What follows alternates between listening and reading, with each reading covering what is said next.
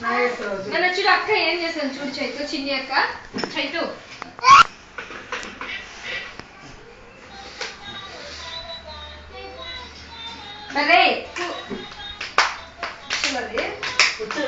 వచ్చి ఆడిపోలేదు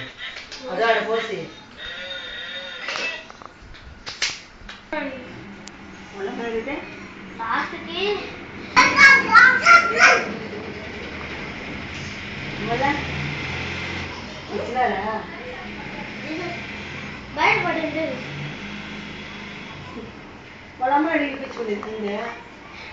ఇంట్లో తీసుకోబో డైరెక్ట్ గా యాకంటే అది పడేసి ఉంటుంది